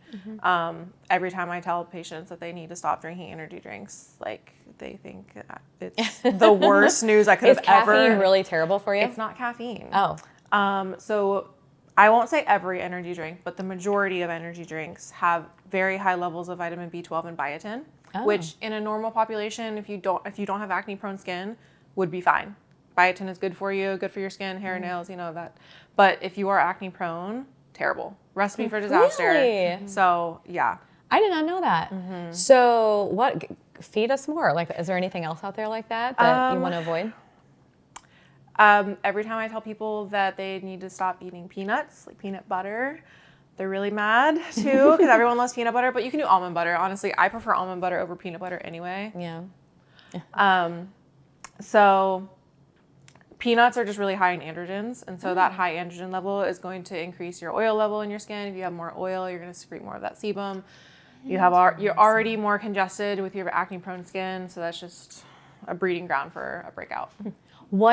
I'm so interested in this. Like, what creates acne versus like blackheads? Seriously. So, and that's the thing that's like, it's kind of just like an umbrella term, acne. So that could be a blackhead or a whitehead or a pustule, or there's so many different terms you can kind of interchange. So the difference between a whitehead and a blackhead is basically if that pore is open or not. So it's an open or closed comedone. And so if it's open, that just means that bacteria and that dead skin that's trapped in the pore is exposed to air. So it oxidizes and turns black. Got it. If it has a little film over, if it's closed, then it stays So white. it's like the same thing, only one's open, one's closed. That's so crazy. Yeah. You heard it here first. That is like, that's crazy. That is crazy. I have my biggest takeaways coming from this episode. So I already got them. That's crazy. Yeah, so they're basically the same. Yeah. It just depends on I if never it's even exposed to thought air. about it like that. But that's so true. Yeah. So one the stays air makes soft. it black. Yeah. Otherwise, it would be white, and it would have something over it, which would prevent the air from hitting it, so it doesn't turn black. And then you have a white head, and then it comes out white. Oh my gosh! Mind I'm blown. 51, and it took me all these years, Yeah. 51 years to know that. Yep. That's crazy. And so do you treat them the same? basically, yeah. Okay. Yep. Okay. So with whiteheads and blackheads, that is, your basic acne breakout. But then if you're introduced to more bacteria, you have inflammation response, you have that redness, that irritation, that infection, basically, that's where you get into more of like your super angry, inflamed acne, pustules, and things like that. That is crazy. So it kind of just cascades and can grow. But if you can catch it, so I always tell people, I see a lot of patients who just have pure congestion. Yeah. So with acne skin, it really is just a condition of your skin. You're just overshedding skin cells more than the average person. It's no one's fault. It's just your skin. Our skin changes throughout our lifetime. So you can develop it as an adolescent. You can develop it when you're 55. I see it all over the place. It's really frustrating when I get patients who are in their 40s and they're like, why the hell am I breaking out? I've had clear skin my entire life. Yeah. Because your skin's always changing. It's our biggest organ. We need to take care of it. But it's always changing. And so when you have that overshedding of skin cells and you're not properly exfoliating the dead skin cells away, that's where you get those breakouts. And So exfoliating helps? Yes. Okay. And so there's chemical and physical. So we have different options based on your skin type. Some people are more sensitive, dry, oily. So we kind of work, that's that customizable routine that I work with patients on what type of exfoliation they need. But it breaks down to that they just need to exfoliate. I didn't mean to make a sound when I opened it. Yes. I had a question. Yes. You have something to say over there. Also, because my dermatologist told me Yeah. the physical exfoliants, like the balls that you get. Yep. Oh, They I got a those story. do those cause I get milia. Well, you know, because you do my facials. Yeah. I have 2 right here that I'm like, I need to see her to get these milia out. I love I love when you And I they feel get like worse. that's They get one worse time. as you I get love older. it. You get more. I got them on my eyelid. I can't before. stand The the milia. eyes took 'em. area Yes, is I've the had most them on common. my eyes. Okay, so it causes more milia? It does not. Liar. No, yeah. So what milia are is basically just dead skin that's not exfoliated away that gets trapped under the surface that's not in a pore. So is it good to do the balls? It depends on your skin. Can I say something about My the balls? dermatologist told with me don't do everything. the balls. Yeah, can I say It something about the depends. balls? I can't. It's not like I can say. I have a yes or no, personal I can't do experience it. with the balls, and it traumatized me. Are you talking about like in the stuff, like the Yeah, the, he was like- like, don't do the balls. I'm Oh like, my gosh, okay. I have the worst. I did the balls one time, and I will never do them again. It's a lot of ball talk. A lot of ball talk. And literally, I did the balls. I did the balls at night before bed. On my face. On my face. I did the balls on my face. And I did them before bed. I was visiting somebody, and it was on the side of the sink. I was visiting somebody. I don't know who they were. They had balls. I did them before bed. There we go. No, I did them, and I went to bed. I'd never done it before. It was by the sink. I did whatever. I used it. Went to bed. Had a baby shower the next day. The ball, plural. I don't sure. Got in my eye. Oh no. I fell asleep. Didn't realize it was in my eye.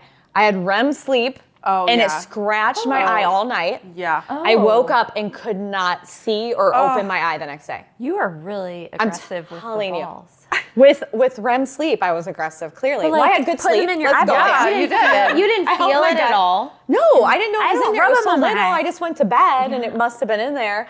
And my eye, moves all night. It Yeah. scratched my entire eye. I was miserable. I had to go to the emergency room. I couldn't see on my it's eye. Like it terrifying. was terrible. yep. So Probably no not balls. doing- No Yeah. balls for No balls, Harry. please. No. No balls. Okay. So, All right. yeah. Well, Okay, so balls PSA, are no okay balls. for milia. Milia's just because I'm not old. in your When eye. I gather it, you have milia. That is not the problem. Get your facials. Add it to my list of things to do as we age. Yeah. Continue. Yeah. I know. Yeah. Do you have any more to say about any of that before I go to the next? I think that's topic? enough ball talk. Okay. So Oh wait, I have something to say. yeah. Oh. Okay, so my husband went for a facial. Oh. Oh. with Nikki. And he came. Oh, I gave him a black eye. Oh, I wasn't even gonna say that. Oh, yeah, I did. She did give him a black eye. I did. That's fine. It's hard. I mean- It's She was sometimes getting really out, she was tricky. getting out something probably needed to be taken out.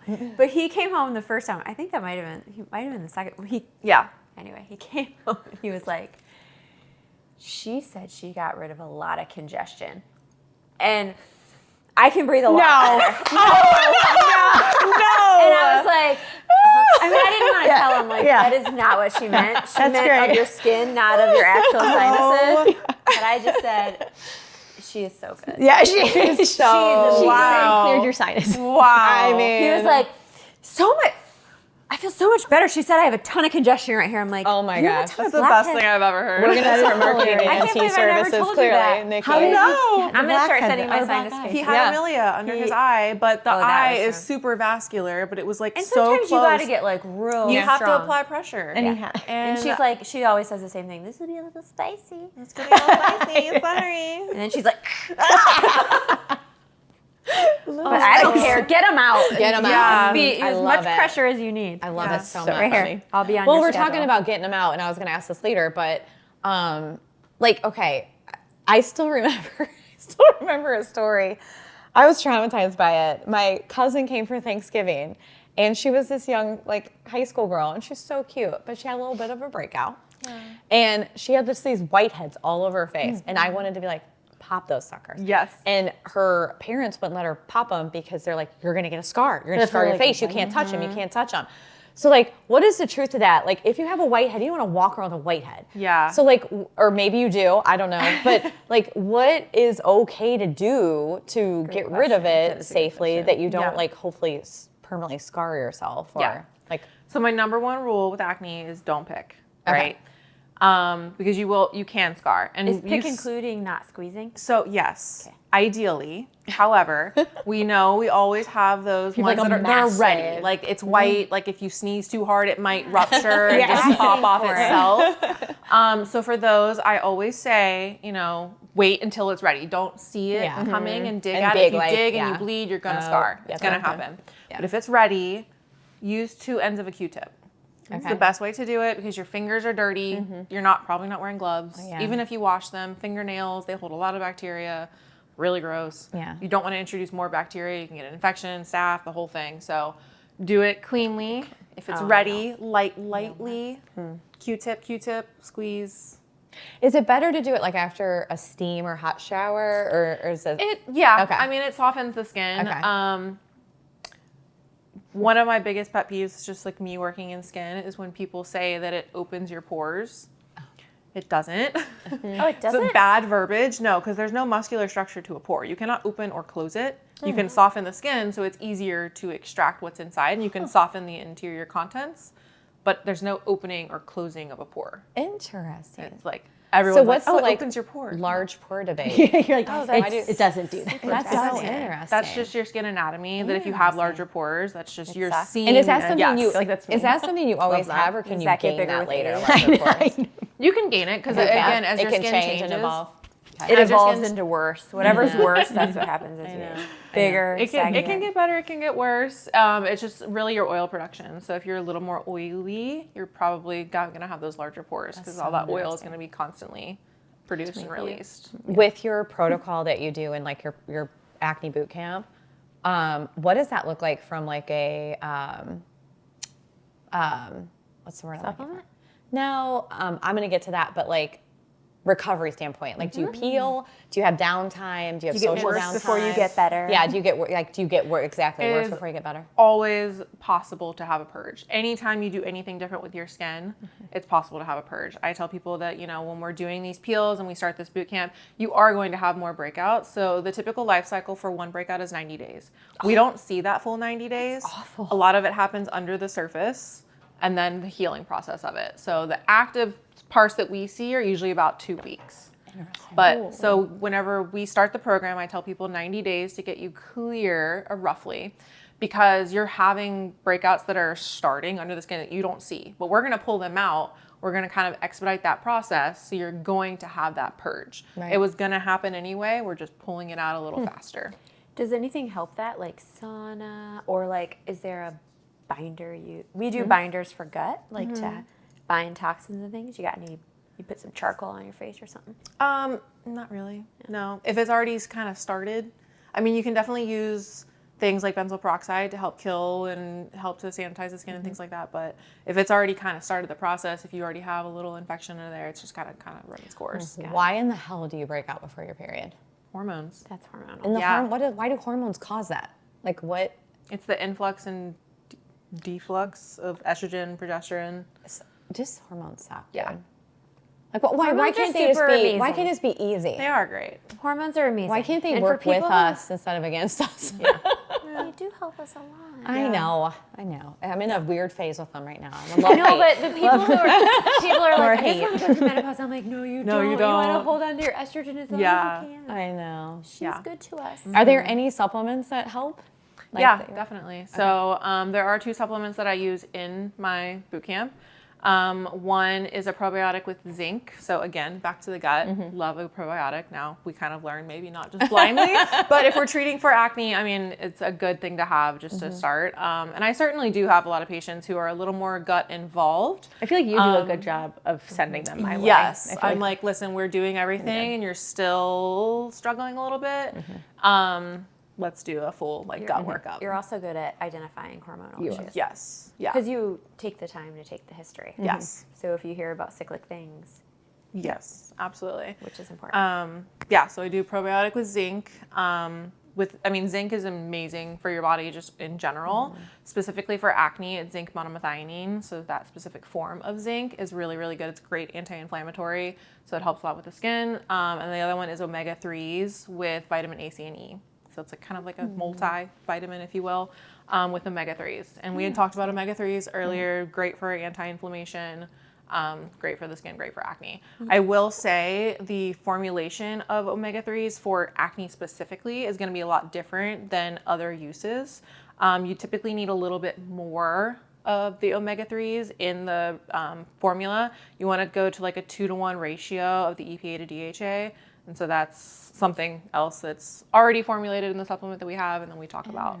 Which is important, like you don't just get any. Yes. That's what I learned when you first brought the product on. I'm like, we already have an omega. Why are we bringing another omega? And then we talked about the ratio. So, she educated me on the different ratios, and so that's why now. That's why the team approach is so amazing. Yeah. Let me do that again. That's why the team approach is so amazing. Yeah. I'm not, to make that point again. It was important.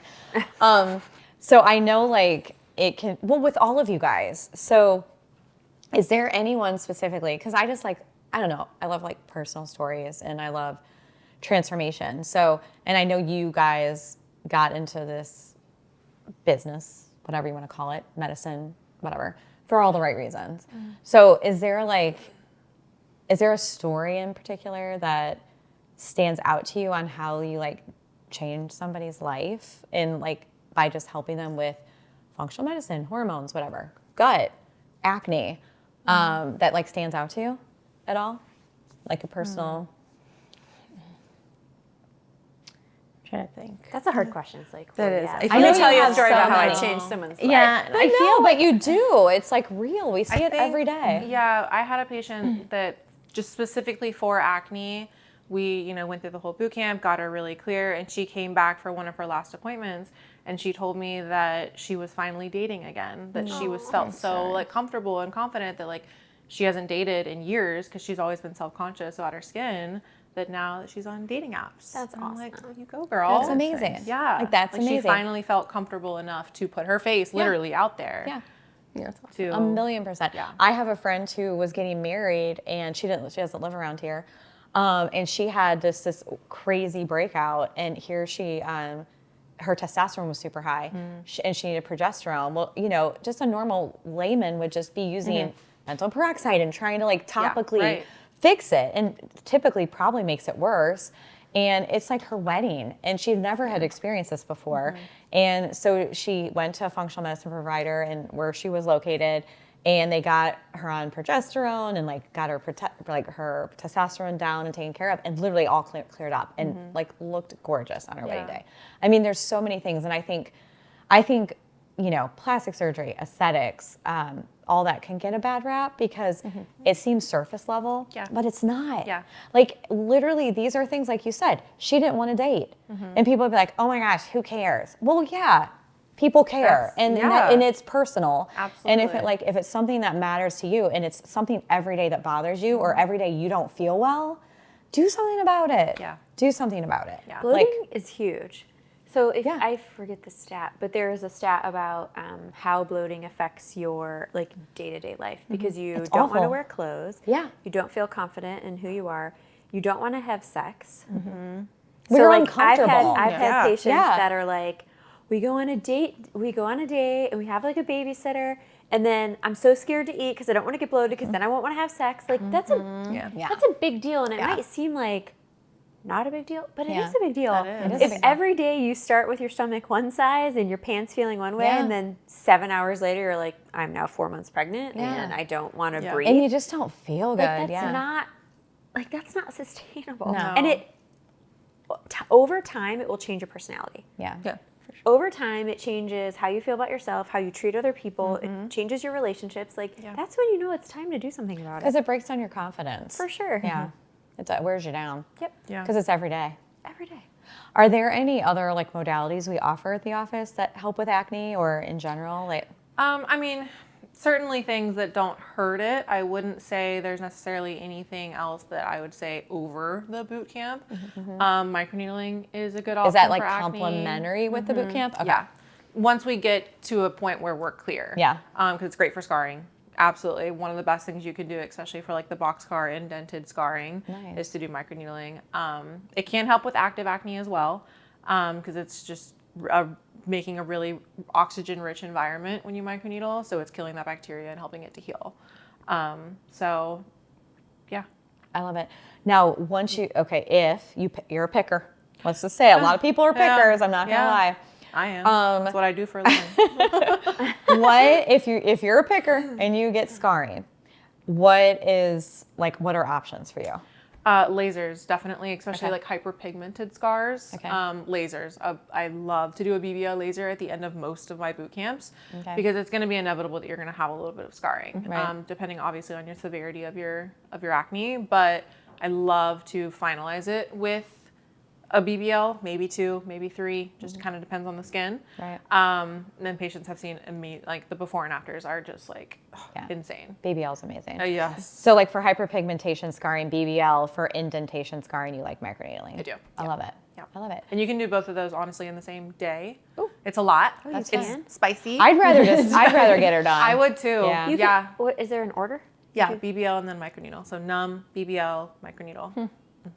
Yeah, I would rather get Can her you done. do Moxie? I have my Moxie scheduled. Can I do Moxie? Not with microneedling. No, because those are both a little more invasive. don't BBL is understand a little lasers. surface level. It's not really breaking the skin, where microneedling is. But if we break the skin too many times, Moxie then breaks the skin? a little bit. Okay. More so than the BBL. Okay. Yeah. I still don't know. Are you my doing a laser. Moxie? Yeah. For our laser event. Oh, good. I I did it know. once and it was great. It's a little, I did it. Your skin's it's a gorgeous. little spicy, as you say. It's spicy. And I was like baby. running away. I'm a baby too. I am a I was baby. terrified. Oh, you're Oh, fine. I'm not. I love it. I you watched weren't you fine? do it. You were fine. You were there. You should. I cried. I You mean, did not cry. Yeah, she did. Oh, you did? Yeah, she did. Terrible. What? It was terrible. We can give prescriptions to help you. I don't like drugs. I want to come and do your. Do you like pain? I want to do Or your drugs. I mean, I want to do your microneedling skin pen Yes. on my eyes. the and I wanna do microneedling it. So skin good. pen, I could I'm fall dying asleep. to do it. The microneedling pen that we have. Oh, the it's skin pen. amazing. Is it easy? Is it better? Fall asleep. I would 10 fall out of asleep. 10. I was laughing when she did my neck. Yeah. Yeah. I want to It's do it. tickly. It vibrates. I love it. It's so It's good. amazing. Yeah, I, you should I do want to it. do it. I've never done. Microneedling, I think microneedling. I'm telling you, microneedling is the big. I said it from the day I started at this office. It is the biggest bang for your buck. If you're on a budget, 1000%. I agree. microneedling, do it all day long. It's Yeah. not terribly Regularly. expensive. It makes a huge Yeah. impact, It's huge regularly. difference. Yeah. Biggest bang for your buck in our Do office. it 1,000%. Said it a million times. Every 4 weeks. Oh, When you wow. first do it, Yeah. Yes. it's 4 weeks. Yeah. And I then was what's oh the my for the rest God. of your life? What's maintenance? Quarterly? So it's recommended, yes. So 6 treatments every 4 weeks, so about 6 months. Okay. And then quarterly after that. And the downtime isn't terrible. Not at No. all. And you fine. recommend It's it like with a a day. peel, right? Yes. Yeah. Yeah, peel. We can do it with our essence, which is our growth factor, Yeah. PDGF. 100%. And is that just amazing. Yes. customizable based on what you want your result to be? Exactly. Or like where what your you're starting looking for. point Yeah. is? I mean, Air Essence is good for everyone because it's going to minimize the healing and the downtime. Not that there's really that much anyway, but if Yeah. you want to like have an event 2 days later, do Air Essence. Can you mix the Airy Essence with the peel? Or no, you have to do one or the other? You can, but it's just a different like if I were to just do PDGF Air Essence, it would look different than if I did a peel with it. So yes, but slightly different. Gotcha. Yeah. I love it. Is they don't need to put this on, but is there anything we didn't talk about in any of your 2 realms that you want to talk about? I'm just gonna. So one of my biggest. Do you want me to ask guess- you something? No. Okay. I mean, if you want. just wanna talk. She's done this before. She's fine. She's Okay. off the cuff. Go for it. One of my biggest pet peeves when it comes to acne is Accutane. And dermatologists are just so happy, like Yeah. prescription writing happy with things. That they're just like Accutane, Accutane. I had a patient come in who literally, I mean, she didn't even make it 3 treatments in and she was clear. Like she didn't barely had any breakouts. She had maybe 6 or 7 on her chin. And her mom was like, yeah, they wanted to put her on Accutane.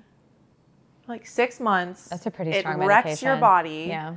It is miserable. You have body aches, joint aches, everything's dry. Like It affects your hormones. Like, it's terrible. It's toxic. And so it's just, I see it almost every single consultation that I have. They're like, well, we were going to do Accutane, but we wanted to try something else first. I'm like, thank you. Oh, that's amazing.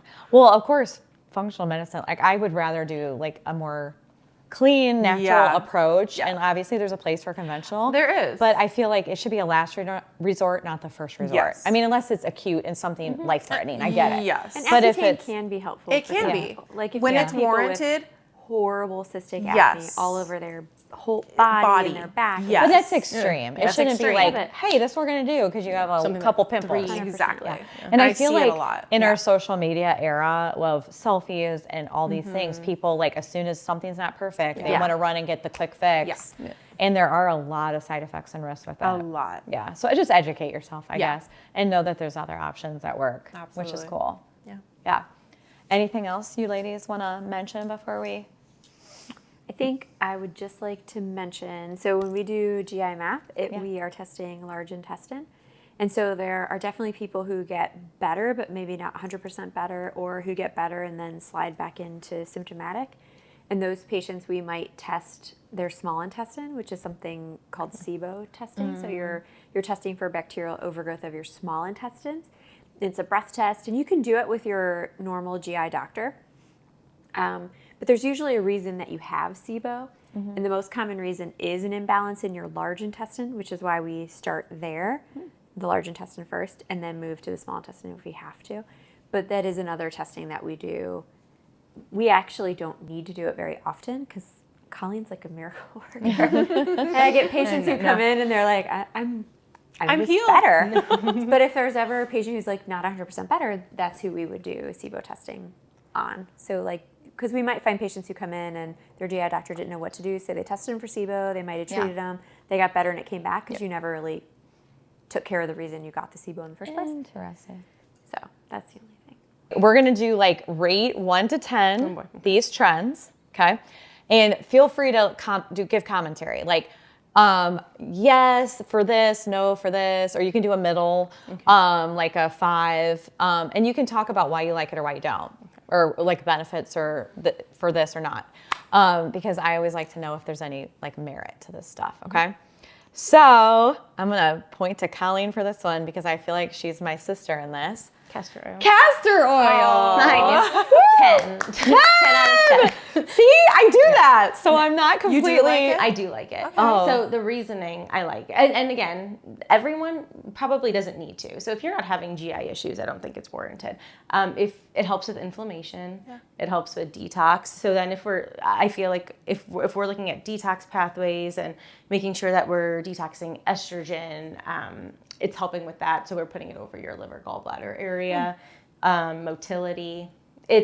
I'm a fan. It helps with bloating. For sure. I haven't done it because I'm like, I don't know. No, Like, I see both it's sides. amazing. Yeah. Okay, I need to do it. That's what I do. think. People Now, what enjoy it. about, I have to ask more specific. Do you just rub it on your liver area? Some people put it in their belly button and some people use the packs. The pack. So the packs are cleaner. So I Okay. feel like essentially no different. Like, so I've never done the belly button situation. Okay. But we'll do like over liver gallbladder. If you touch my belly button, if you Yeah. look at my belly You just button, put it in I your wanna belly throw button. up. Yeah, Like, I I've- get nauseous. I just wasn't sure. Like, I don't so like people touching my belly button either. Yeah. But so I feel like there is no difference. The pack is just keeping it clean because it. castor oil is so thick. Interesting. Yeah. So It is very thick. Yes, but I yeah, just- definitely topically. I remember, like, I actually changed all my notes because one of my patients was like, "How?" Because I'll say like 3 to 4 times. oh, per they week for about ingested it? 60 minutes. They're like, "How am I supposed to drink this for 60 minutes?" I'm like, "Oh my my god!" gosh. I was dying. like, I thought we like.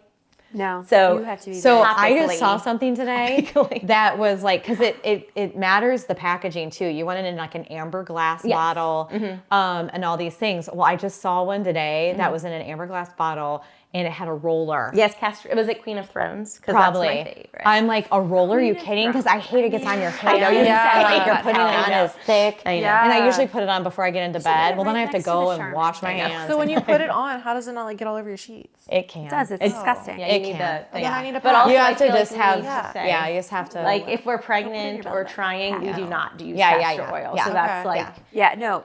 if you're pregnant, people use it to try to induce labor. Yeah, so like Not- that's, very that's a true. hard Very no true. with that. I will so. tell you a castor oil story. So I heard, and you correct me if I'm wrong. Never heard that before. I know that. I mean, I have ball stories, castor oil stories, but I heard it's the only oil that can actually like penetrate into your skin. And so I was told that if you have like, you know, like little cysts or whatever, if you apply castor oil, it can like break them down. So I put it to the test. I've had like a lipoma, on like a little lipoma, not very big, it's probably the size of a quarter, like on my thigh. And I was like, you know what? I was gonna have Stacy cut it out. And I was like, let me try castor oil. And I started putting castor oil on it. I've had this for probably 15 years. Within a week, it was half the size. Within 2 weeks, it was a quarter of the size. Crazy. And then I've kind of forgot, but it still remained a quarter of the size. It hasn't gotten bigger. I need to just keep applying it. It'll go away. It does probably. penetrate deep. I don't know. It's crazy. It is crazy. I But, literally yeah. did it, and I've had this forever, and it literally made it a quarter of the size that That it is was. interesting. Yeah. It's really interesting. Anyway, so yay, castor oil. Yeah, I Woo. do like castor oil. Okay, oil pulling. If anybody doesn't know what that is, audience, it's when you do, I typically know coconut oil, but coconut oil, or I don't know, maybe there's another type of oil, in your mouth, you let it kind of turn into a liquid and you swish with it for a certain amount of time. One, is there anything other than coconut oil you could do that with? Two, is it beneficial? Does it work? I learned about it during my IFM certification. So we had an integrative dentist come and talk to us, and she was very much pro pulling. So it's supposed to balance the bacteria of your gut, of your mouth. So if you think about it, like your gut is just a tube. The top of the tube is your mouth. Yeah. So your mouth bacteria is super important, which is why like flossing is important and brushing your teeth are important, and is why you don't want to use mouthwash because that gets rid of all your bacteria. So like my kids are always like, give me including good mouthwash. I'm bacteria. like, I'm not giving you mouthwash. Writing not that use down. mouthwash. Yeah. No, it A lot gets of rid of takeaways. it gets rid of all bacteria, which you don't want to do. So she recommended pulling. Well, and I they think did coconut oil talk is about an coconut oil. antibacterial kind of Yeah, but it is. that's disgusting. Yeah. I've done it. It's not bad. First of all, I hate the taste of coconut. Secondly, it's a solid, and I'm I know, putting but in my mouth it until- melts really quick in your mouth. I would rather have cavities. I'm just But you I've can't- done it. I've If you done have it. a good integrative dentist, they can actually test the microbiome of That's your mouth. so fun. We know a good integrative dentist too, if anybody needs a name. We kind of touched on apple cider vinegar. Well, we haven't ranked anything. 1 to 10. Okay. What do we give it? I don't know the data behind oil pulling. Yeah.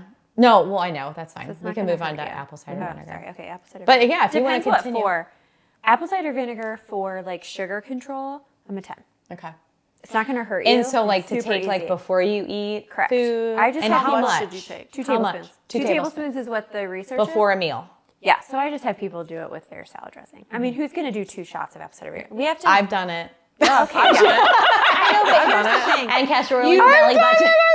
Yeah, but you've done And it. oil pulling. But is it sustainable? Yeah. No, It's we're so talking about gross. It's so sustainability. gross. Like, that's not Okay. sustainable. But you could do it in a salad dressing. Yeah. How do you feel Yeah. about the gummies? Oh, I don't think it does. Yeah, I feel like I've heard. I don't that. think it does the Okay. same. I wouldn't think. When you get into like a gummy, When anything's it- too good to be true. I know. Yeah. They taste so good. Right. so Yeah. good. I've also heard apple cider vinegar makes your body alkaline, which an alkaline body helps prevent cancer growth. I don't know if that's true, but that's what I've heard.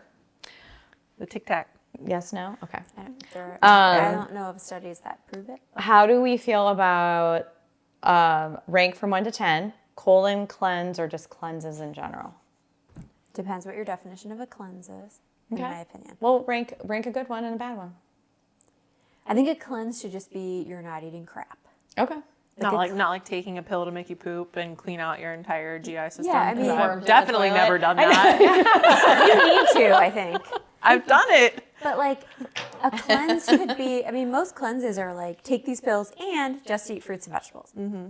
That's probably more the only eating fruits and vegetables. That's Yeah. helpful. Pills are helpful. Like you can do liver supportive pills, and I mean we have a detox that we do. That's a 7-day detox. I love You like the Prolon. I like Prolon. I like our 7-day. I love Yeah. our 7-day. I like both of them. I love it. I think it gives people something that's easy. Yeah. So Prolon's nice because it gives you your food. Yeah. Like you just eat what it tells you. You to call eat, that or food? I know. I know. It's, Do your stuff. I had to eat olives, and Minimal. I don't like I olives. hate so- olives. Olives, Yeah. crackers, Yeah. and I love the cracker day though. I was like, yes. I love a Cocoa Crisp day. I'm like, any little crumbs. Getting off the table. Remember the cabbage soup diet? That was the big trend. yeah. It was like all you I ate was remember cabbage soup for like 3 days. Yep. I mean, cabbage is The things that we've done. Why can't we just? Why do we have to go one extreme? or I the other? know. Cabbage is good for you. Let's eat only that for you. I know. But that's me. I will Extremist. commit for like 3 or 5 days, Yeah. dude. I am dialed in, but then I'll go back to all my old ways. Well, it was I have fun. these constant resets. My body's like, stop. Please make it stop. Intermittent fasting, rank it 1 to 10. I feel like if it's done You right. said Yeah. 12 hours, 10. right? 12 yeah, hours is not a fast. 12 hours No, is that's healthy. normal. Is normal Yeah. eating. Like Okay. 16. Okay. Intermittent fasting, I think 16 a day is what usually people will do. I think it depends on your sex. It depends on if you're cycling.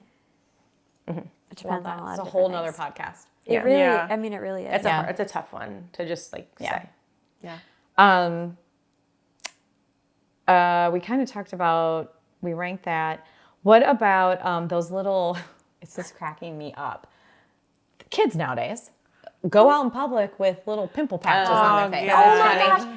Okay, It's like so a you trend. guys might be too young, but does anyone remember the game that we had? What was it called? Mall something? Where we had red pimple patches? No.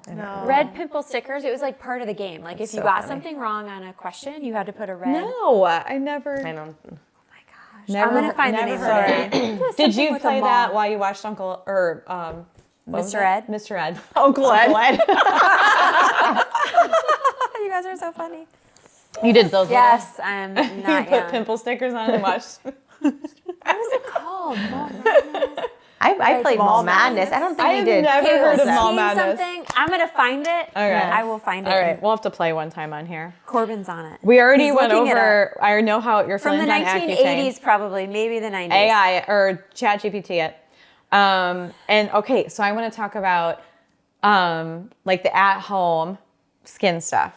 So like so I know like red light therapy is huge, but then I think there's other colors that are better for acne or whatever. So what are all the lights good for?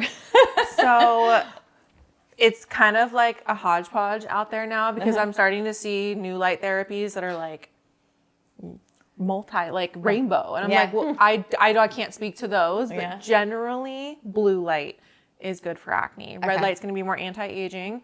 A lot of companies are just kind of combining the two and having a purple. Yeah. So it's both wavelengths of light. Mine has from yellow, both. yellow, blue, and red. I don't have Weirdly, yellow. the mask I have. Yeah. I mean, not at one time. You can pick. Yeah. Yeah. Girl talk. Yes, it was Girl Talk. I played that. I don't remember the red Yes, pimple when they were patches. challenges, you I have have never red heard of this. stickers. Never heard of it. I'm old though. Sorry. You're like 3 years older than me. No, I'm not. I'm way older than that. 4 years older than me. Wait, no, way older than that. Anywho, so specifically for acne though, so we all, know like the masks that are kind of all the rage right now.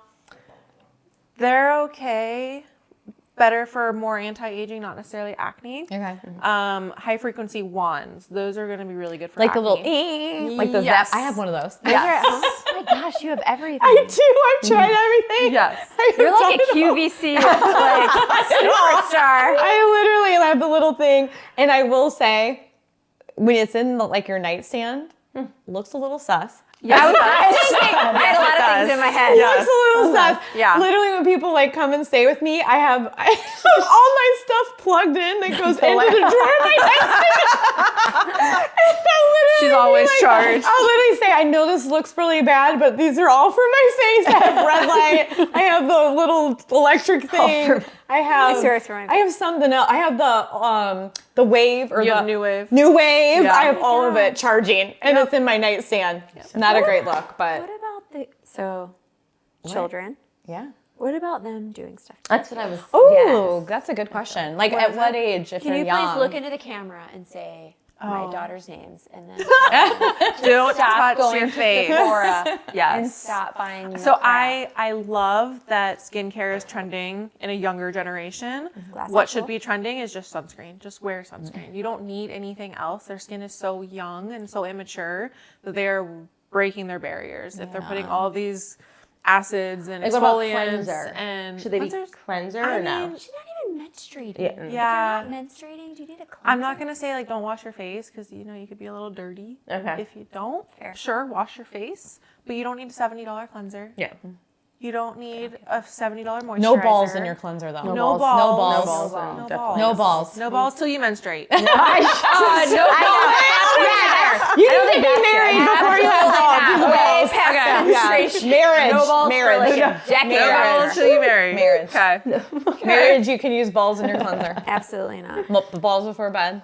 They're It's so hard to approved. I and know. all the things. I know. And it's hard to make them do sunscreen. Yeah. Can No, you well, do that's a the one sunscreen thing that they makes need. it glow and like dewy Absolutely. sunscreen? I love her. Because they're like, I love our one. The color science. I just and the used color I was science. using the Skin Better before, and I felt like it was so thick. I just Yeah, tried this. the color science. It's is amazing. So good. And it It's gives you a what little I'm like. wearing. It's all I wear. That's can what I you have on make too it a right now. trend so It's that like my makeup, kids want to do it? But the It is color makeup. science is like makeup. They It would is. like I it. wear it as my You're foundation. gonna I need do to too, tag I do my too. kids. Well, they don't have social media. Yeah. I'm gonna need to Good. tell them your favorite.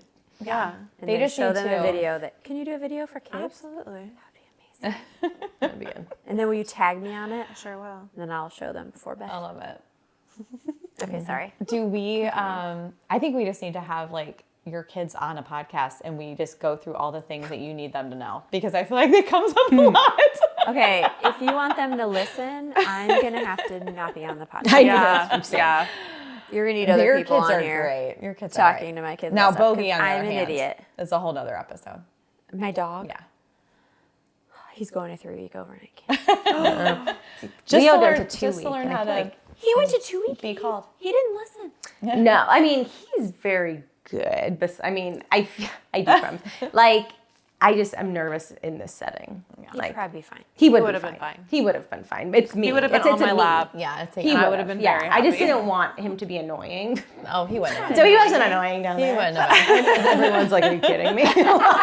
We gotta get rid of the dog. He's literally crashed right now. He's so tired I'm from sure all he the is. bargaining. I know.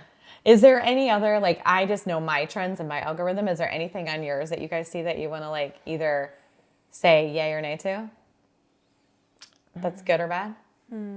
I think my biggest pet peeve is when people find a food that they are sensitive to and then take it out and never eat it again. Because if you never eat a food again, you're going to be sensitive to it if you ever try to eat it. Yeah. I agree. So when I talk to patients, I'm like, okay, our goal is to find the foods you're sensitive to, take them out while we're healing the gut, and then we reintroduce those foods back in because it's not like you were sensitive to those foods since birth. It wasn't, it's not a forever thing. You take them out, and I love that Colleen follows the same trend. Like, because sometimes we'll see patients and they're like, I haven't eaten blah, blah, blah, blah. Forever. Like, And then, but then a you get scared decade, too. and Then then we're they're food scared. feared, and Like, like a whole nother beast. Yes. That's not okay. Like, now if you have a true, like, one or two food and okay, like, if you're actually sensitive to food, you can't eat it. But, like, if you have 20 foods you can't eat, Yeah, that's that's- not a food sensitivity problem. That's a gut problem that you need to get to the bottom of. Well, literally, like, my girls, much older than yours, but you just totally preach because they're gluten-free. I'm gluten. I try to avoid Free-ish. it. I'm not free-ish. And I truly eat it. I don't eat it a lot, but I'll eat little bits. Like if I want a bite of something, I'll eat it. Or if I want to eat whatever, I'll eat it. But I just don't eat it regularly. And I do that because I don't want to become sensitive to it. And that's kind of my logic. And they'll be like, you're not gluten-free, you're gluten fraud. That's hilarious. And they'll make so much fun of me because I still will eat it here and there. And I'm like, because I don't want to get really sensitive to it. Yeah. So thank you. You have I'm that going to on make one sure I end, listen and to then that. you have your brother telling you that you're, What did my or brother no, tell not your me? brother, your uncle. Who did you say that was like makes fun of you for For what? at the beginning of the show? You Yeah, said I think you that- said your brother was like, oh, gluten. Oh, my brother. So you have like both ends of the Yes, spectrum. I just you get, can't I get win. the shit beat out of me all the time, and it's like, yeah, I Family don't have any events. support. I know we won't start there. That's We'll a whole other support you. episode. You call it. You call Whole other it. episode. You'll be like, I want to eat. Like we're your sponsor. I know. I want to eat gluten. I Show know I him the care. podcast. Well, I just so appreciate you guys coming. It was great. We've been dying to do a GI episode. Hey, third time's a charm. I know. We've tried to have Colleen on 2 other times, and last minute emergencies happen. So we made it through. Yes, we I'm did. pumped. And so we've had Nikki on before, so it's great to have you on again.